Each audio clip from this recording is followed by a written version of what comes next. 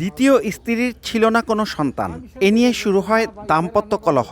প্রথম স্ত্রীর 2 সন্তানও মারা গেছেন।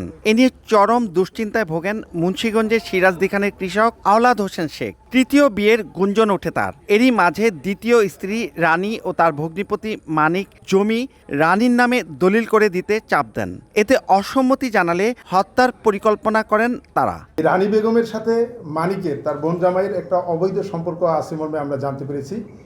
এইটা একটা বিষয়। আরেকটি বিষয় হলো মানিক এবং আওলাদের যেহেতু একটা আর্থিক লেনদেন রয়েছে, এই রানী বেগম এবং মানিক এবং সাথে তার গরু ফার্ম ব্যবসায়ী হলো বোরহান, এই 3 জন মিলে পরিকল্পনা করেছে যে আওলাদকে তারা সরিয়ে দেবে। বুধবার দুপুরে সংবাদ সম্মেলনে পুলিশ সুপার জানান, গত 9 মে সন্ধ্যায় আওলাদ হোসেনকে চাইনপাড়ার একটি গরুর খামারে ডেকে নেন মানিক ব্যাপারী। সেখানে সাইফুল ইসলাম নামে একজন তার মাথা চেপে ধরেন এবং মানিক ব্যাপারী কোদাল দিয়ে গলায় আঘাত করে মৃত্যু নিশ্চিত করেন।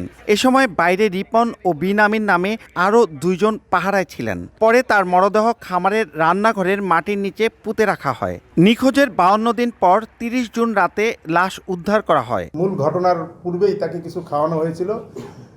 খাওয়ানোর পরে যখন তাকে চূড়ান্তভাবে মেরে ফেলার প্ল্যানটা নেয়, সাইফুল ইসলাম প্রথমে আওলাদকে মাথা চেপে ধরে এবং যে মূল আসামি মানিক তার ঘরে রাখা কোদাল দিয়ে গলায় কোপ মারে।